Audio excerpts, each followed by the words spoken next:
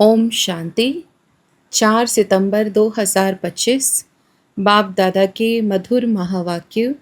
मीठे बच्चे, संगम पर तुम्हें प्यार का सागर बाप प्यार का ही वर्षा देते हैं, इसीलिए तुम सबको प्यार दो, गुस्सा मत करो। प्रश्न: अपने रजिस्टर को ठीक रखने के लिए बाप ने तुम्हें कौन सा रास्ता बताया है? उत्तर: प्यार का ही रास्ता बाप तुम्हें बतलाते हैं, श्रीमत देते हैं। बच्चे, हर एक के साथ प्यार से चलो, किसी को भी दुख नहीं दो, कर्मेंद्रियों से कभी भी कोई उल्टा कर्म नहीं करो। सदा यही जांच करो कि मेरे में कोई आसुरी गुण तो नहीं है, मूढ़ी तो नहीं हूँ, कोई बात में बिगड़ता तो नहीं हूँ। गीत। यह वक्त जा रहा है। ओम शांति। मीठे मीठे रूहानी बच्चों ने गीत सुना। दिन प्रतिदिन अपना घर अथवा मंजिल नज़दीक होती जाती है। अब जो कुछ श्रीमत कहती है उसमें गफलत न करो। बाप का डायरेक्शन मिलता है कि सबको मैसेज पहुंचाओ। बच्चे जानते हैं लाखों करोड़ों को यह मैसेज देना है। फिर कोई समय आ भी जाएंगे जब बहुत हो जाएंगे तो बहुतों को मैसेज देंगे। बाप का मैसेज मिलना तो सबको है। मैसेज है बहुत सहज, सिर्फ बोलो, अपने को आत्मा समझ बाप को याद करो। और कोई भी कर्मेंद्रियों से मनसा वाचा कर्मणा कोई बुरा काम नहीं करना है। पहले मनसा में आता है, तब वाचा में आता है। अभी तुमको राइट रॉन्ग समझने की बुद्धि चाहिए। यह पुण्य का काम है, यह करना चाहिए। दिल में संकल्प आता है गुस्सा करे। अब बुद्धि तो मिली है, अगर गुस्सा करेंगे तो पाप बन जाएगा। बाप को याद करने से पुण्य आत्मा बन जाएंगे। ऐसे नहीं अच्छा अभी हुआ फिर नहीं करेंगे, ऐसे फिर कहते रहने से आदत पड़ जाएगी। मनुष्य ऐसा कर्म करते हैं तो समझते हैं यह पाप नहीं है, विकार तो पाप नहीं समझते हैं। अभी बाप ने बताया है यह बड़े ते बड़ा पाप है, इन पर जीत पाना है। और सबको बाप का मैसेज देना है कि बाप कहते हैं मुझे याद करो, मौत सामने खड़ा है। जब कोई मरने पर होते हैं तो उनको कहते हैं गॉड फादर को याद करो, रिमेंबर गॉड फादर। वह समझते हैं यह गॉड फादर पास जाते हैं, परंतु वो लोग यह तो जानते नहीं कि गॉड फादर को याद करने से क्या होगा, कहाँ जाएंगे। आत्मा एक शरीर छोड़ दूसरा लेती है, गॉड फादर के पास तो कोई जा ना सके। तो अब तुम बच्चों को अविनाशी बाप की अविनाशी याद चाहिए। जब तमो प्रधान दुखी बन जाते हैं तब तो एक दो को कहते हैं गॉड फादर को याद करो।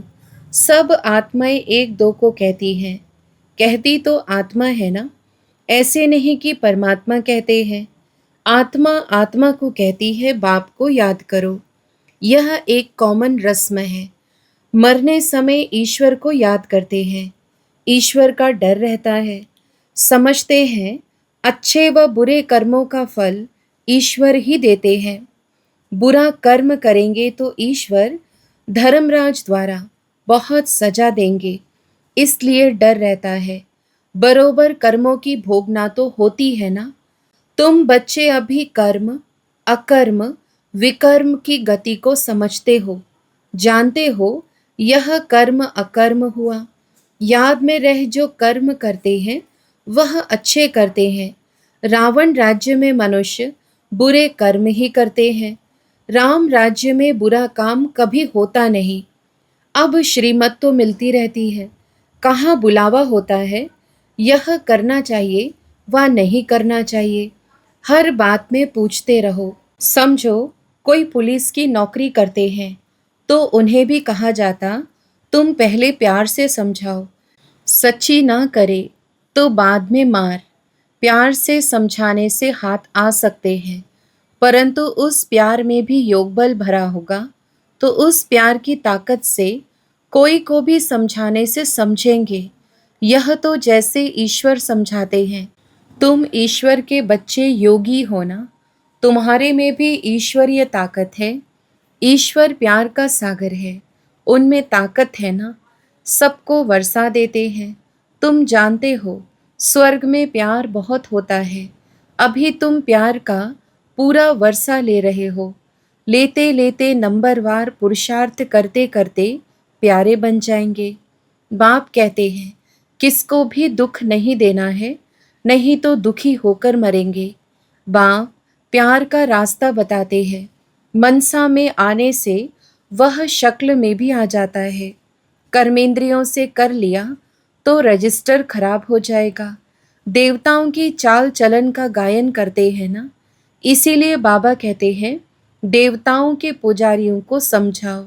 वह महिमा गाते हैं आप सर्वगुण संपन्न 16 कला संपूर्ण हो, और अपनी चाल चलन भी सुनाते हैं। तो उनको समझाओ तुम ऐसे थे, अब नहीं हो, फिर होंगे जरूर। तुमको ऐसा देवता बनना है तो अपनी चाल ऐसी रखो तो तुम यह बन जाएंगे। अपनी जांच करनी है, हम संपूर्ण निर्विकारी हैं। हमारे में कोई आसुरी गुण तो नहीं है, कोई बात में बिगड़ता तो नहीं हो, मूड़ी तो नहीं बनता हो। अनेक बार तुमने पुरुषार्थ किया है। बाप कहते हैं तुमको ऐसा बनना है, बनाने वाला भी हाजिर है। कहते हैं कल्प कल्प तुमको ऐसा बनाता हो। कल्प पहले जिन्होंने ज्ञान लिया है वह जरूर आकर लेंगे। पुरुषार्थ भी कराया जाता है और बेफिक्र भी रहते हैं। ड्रामा की नोंद ऐसी है। कोई कहते हैं ड्रामा में नोंद होगी तो जरूर करेंगे। अच्छा चार्ट होगा तो ड्रामा कराएगा। समझा जाता है उनकी तकदीर में नहीं है। पहले पहले भी एक ऐसे बिगड़ा था, तकदीर में नहीं था। बोला ड्रामा में होगा तो ड्रामा हमको पुरुषार्थ कराएगा, बस छोड़ दिया। ऐसे तुमको भी बहुत मिलते हैं। तुम्हारा एम ऑब्जेक्ट तो यह खड़ा है, बैच तो तुम्हारे पास है। जैसे अपना पोता मेल देखते हो तो बैच को भी देखो, अपनी चाल चलन को भी देखो। कभी भी क्रिमिनल आंखें ना हो, मुख से कोई इविल बात ना निकले। इविल बोलने वाला ही नहीं होगा तो कान सुनेंगे कैसे। सतयुग में सब दैवी गुण वाले होते हैं, इविल कोई बात नहीं। इन्होंने भी प्रारब्ध बाप द्वारा ही पाई है। यह तो सबको बोलो, बाप को याद करो तो विकर्म विनाश हो जाएंगे। इसमें नुकसान की कोई बात नहीं है। संस्कार आत्मा ले जाती है। सन्यासी होगा तो फिर सन्यास धर्म में आ जाएगा। झाड़ तो उनका बढ़ता रहता है ना। इस समय तुम बदल रहे हो, मनुष्य ही देवता बनते हैं। सब कोई इकट्ठे थोड़े ही आएंगे, आएंगे फिर नंबरवार। ड्रामा में कोई बिगर समय एक्टर थोड़े ही स्टेज पर आ जाएंगे, अंदर बैठे रहते हैं। जब समय होता है तो बाहर स्टेज पर आते हैं पार्ट बजाने। वह है हद का नाटक, यह है बेहद का। बुद्धि में है हम एक्टर्स को अपने समय पर आकर अपना पार्ट बजाना है। यह बेहद का बड़ा झाड़ है, नंबरवार आते जाते हैं। पहले पहले एक ही धर्म था, सभी धर्म वाले तो पहले पहले आ न सके। पहले तो देवी देवता धर्म वाले ही आएंगे पार्ट बजाने, सो भी नंबरवार। झाड़ के राज को भी समझना है। बाप ही आकर सारे कल्प वृक्ष का ज्ञान सुनाते हैं। इनकी भेंट फिर निराकारी झाड़ से होती है। एक बाप ही कहते हैं मनुष्य सृष्टि रूपी झाड़ का बीज मैं हूँ।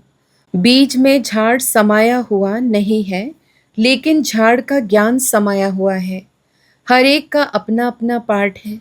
चैतन्य झाड़ है ना, झाड़ के पत्ते भी नंबरवार निकलेंगे।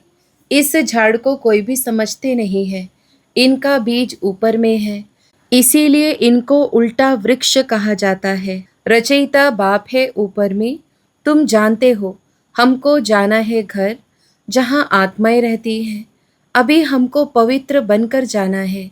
तुम्हारे द्वारा योग बल से सारी विश्व पवित्र हो जाती है।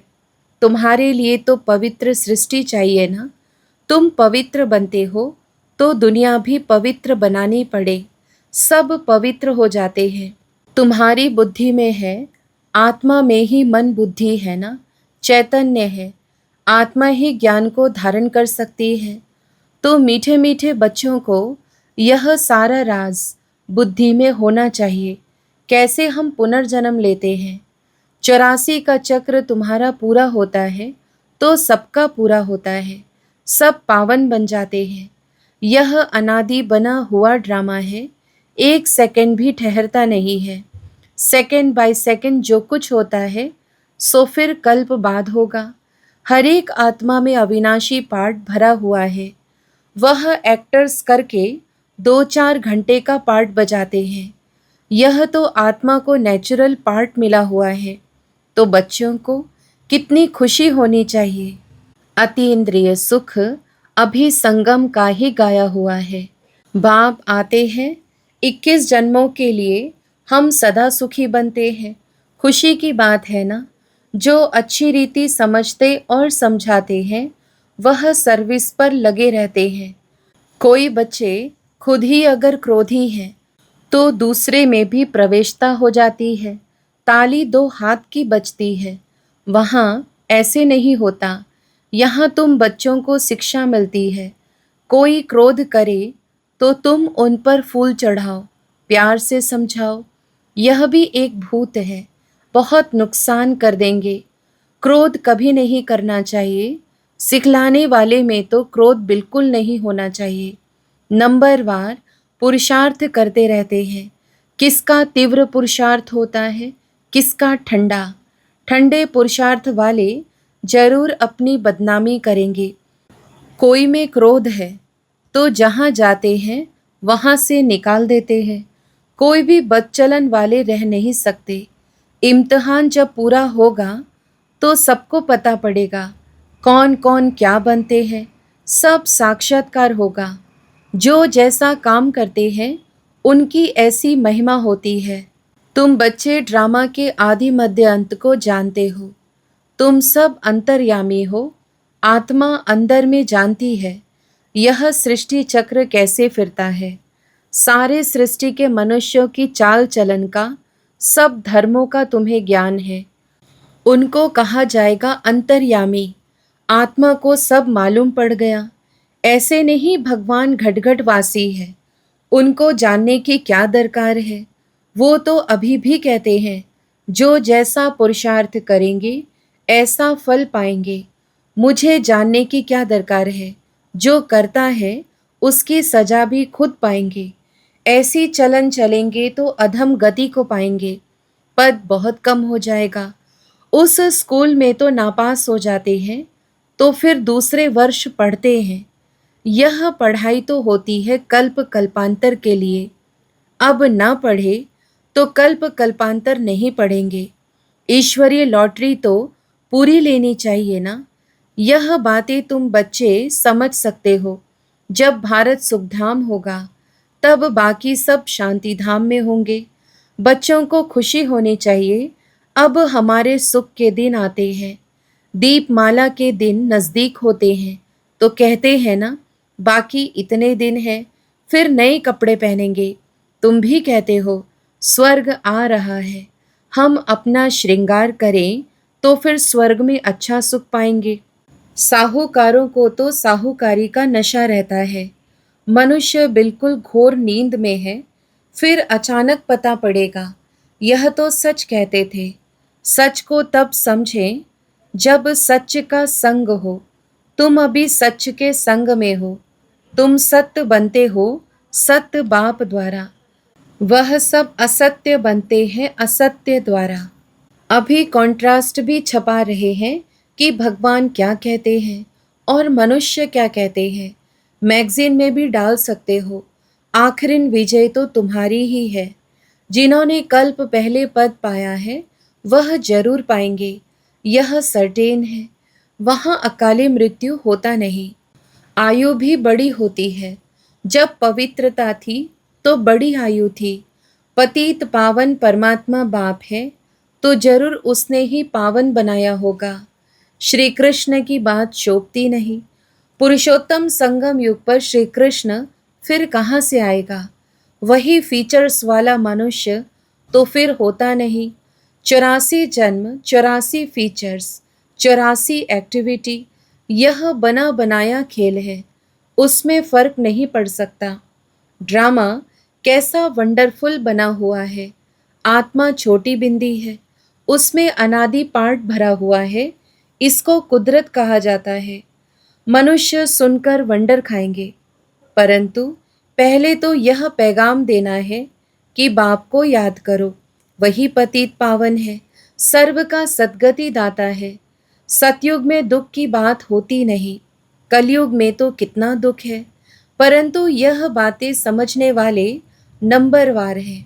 बाप तो रोज समझाते रहते हैं, तुम बच्चे जानते हो शिव बाबा आया हुआ है हमको पढ़ाने, फिर साथ ले जाएंगे। साथ में रहने वालों से भी बांधेलियां ज्यादा याद करती है, वह उच्च पद पा सकती है। यह भी समझ की बात है ना। बाबा की याद में बहुत तड़पती है। बाबा कहते हैं बच्चे, याद की यात्रा में रहो, दैवी गुण भी धारण करो, तो बंधन कटते जाएंगे, पाप का घड़ा खत्म हो जाएगा। अच्छा, मीठे मीठे सिकीलधे बच्चों प्रति माता पिता बाप दादा का याद प्यार और गुड मॉर्निंग। रूहानी बाप के रूहानी बच्चों को नमस्ते। हम रूहानी बच्चों की भी रूहानी माता पिता बाप दादा को याद प्यार, गुड मॉर्निंग और नमस्ते। धारणा के लिए मुख्य सार। पहला, अपनी चाल चलन देवताओं जैसी बनानी है। कोई भी इविल बोल मुख से नहीं बोलने हैं। यह आंखें कभी क्रिमिनल ना हो। दूसरा, क्रोध का भूत बहुत नुकसान करता है। ताली दो हाथ से बजती है, इसलिए कोई क्रोध करे तो किनारा कर लेना है, उन्हें प्यार से समझाना है। वरदान, त्याग तपस्या और सेवा भाव की विधि द्वारा सदा सफलता स्वरूप भव। विस्तार, त्याग और तपस्या ही सफलता का आधार है। त्याग की भावना वाले ही सच्चे सेवाधारी बन सकते हैं। त्याग से ही स्वयं का और दूसरों का भाग्य बनता है, और दृढ़ संकल्प करना यही तपस्या है। तो त्याग, तपस्या और सेवा भाव से अनेक हद के भाव समाप्त हो जाते हैं, संगठन शक्तिशाली बनता है। एक ने कहा, दूसरे ने किया, कभी भी तू मैं मेरा तेरा न आए, तो सफलता स्वरूप निर्विघ्न बन जाएंगे। स्लोगन, संकल्प द्वारा भी किसी को दुख न देना, यही संपूर्ण अहिंसा है। अव्यक्त इशारे। अब लगन की अग्नि को प्रज्वलित कर योग को ज्वाला रूप बनाओ। योग को ज्वाला रूप बनाने के लिए सेकंड में बिंदी स्वरूप बन मन बुद्धि को एकाग्र करने का अभ्यास बार बार करो। स्टॉप कहा और सेकंड में व्यर्थ देह भान से मन बुद्धि एकाग्र हो जाए, ऐसी कंट्रोलिंग पावर सारे दिन में यूज करो। पावरफुल ब्रेक द्वारा मन बुद्धि को कंट्रोल करो। जहाँ मन बुद्धि को लगाना चाहो वहाँ सेकंड में लग जाए। अच्छा, ओम शांति।